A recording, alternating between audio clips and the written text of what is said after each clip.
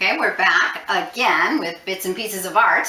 And Tracy, you promised me that this week you would teach me how to take my cartoon and add movement. I'm really interested in that. And some more details to make it look more realistic. Okay.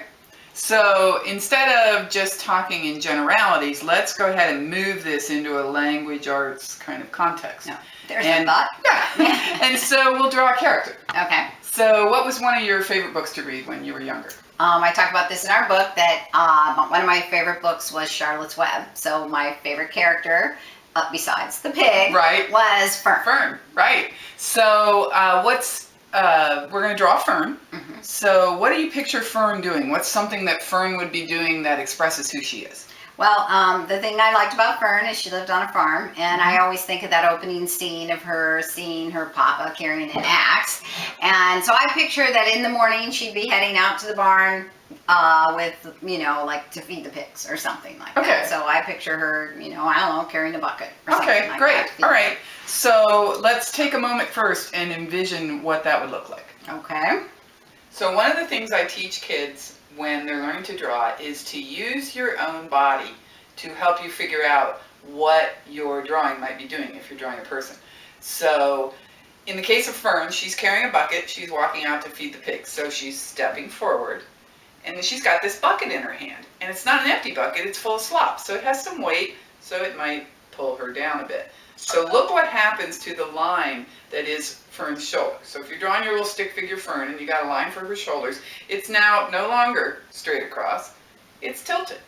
So that's an easy thing to draw in your little drawing, is have a tilted line for her shoulders. And then look what happens to Fern's arms because her shoulders are tilted. Her arms stay the same length, but one of them goes down her leg a little further than the other one because this one gets drawn up, this one drops down. So that's where we're going to start, drawing Fern carrying a bucket to feed the pigs. Okay, I'm going to draw Fern. All right, remember before you start that Fern is a child. She's not an itty-bitty child, but she's a sort of medium child. So her head's going to be a little bit bigger than you might make an adult's head to help convey that. Oh, right. That's funny to me. This is great, yeah. It's funny to me. Okay, so I'm going to think first about her arms. All right. And I just did the our friendly eraser can pop right out. So I want to tilt her shoulder. Alrighty. So that this arm. And that arm's, yeah, that's great. That arm's going to be fairly straight because there's a bucket at the end of it. Got like a little tilt to it. So we got our little hand here. Oh. All right. And then this arm was actually kind of straight also. Mm-hmm. Not quite as long as the bucket arm because it's pulled higher up. That's not a huge difference, but I think that'll be good. Okay. And if she's walking, let's see, so you had one leg kind of tilted. Behind me. And one behind. Boy, I'm not sure how to do that. Well, now actually, if you think about it, my weight was on my forward leg. So, and this is very typical when you're standing crooked, you're not exactly straight up and down. Whatever leg is holding your weight is usually fairly straight. Okay. So so I'm going to make this one forward. Right? Okay. And then the one that's moving is more bent. Right? Okay. Okay, so there's Fern. Yay! How's that look? That looks great. Yeah. She's kind of looks a little guyish because I made her shoulders a little wide. Alrighty. So. Yeah, we forgot to review that. Yeah. Oh, Tracy said something really interesting too about the idea of the Post-it notes, which I also really appreciated, was that I always say this about writing, that the great thing about a Post-it note is you can rip it up and throw it away. And it is true about art too, that not only can you erase, but if I really don't like it, I can tear it off and start over, and it's not a whole piece of paper. You've invested at this point maybe a minute and a half of your life in your Fern drawings. All right, so now you've got your Fern. She's walking. What else did you say she was doing? So I said she was going to carry a bucket. Right. So we need our little bucket. That's a great bucket. Okay, it's not a very big bucket for feeding the pigs. Maybe she's only got the one. Yeah, maybe.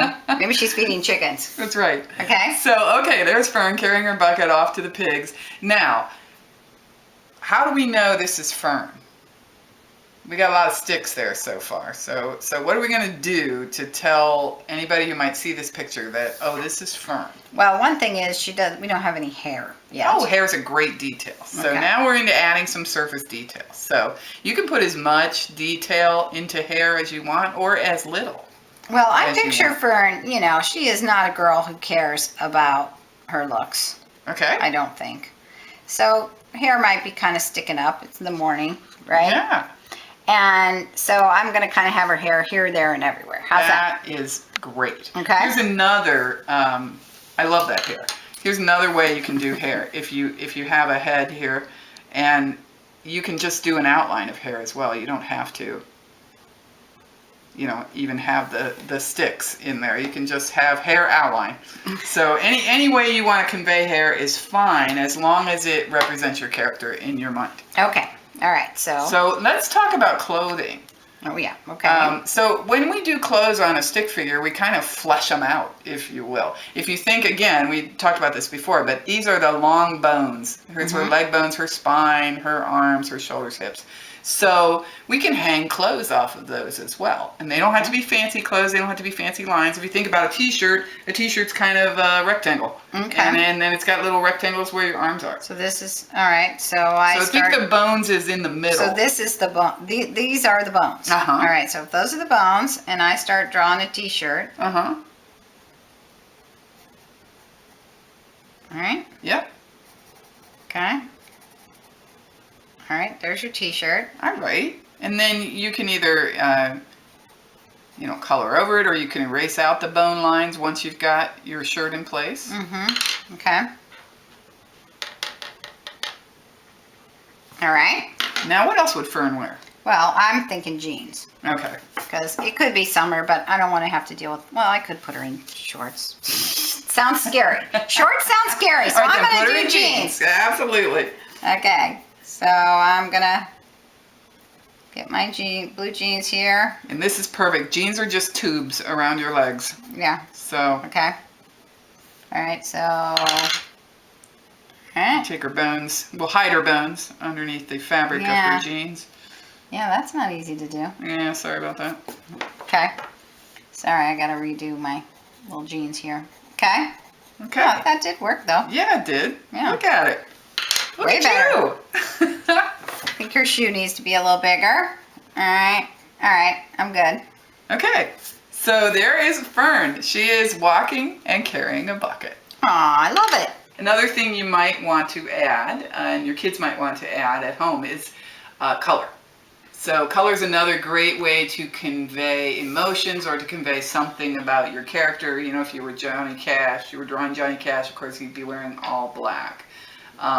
Henny Penny's going to be a yellow hen with a red, So color can be very important in helping you express what you want to say about your character.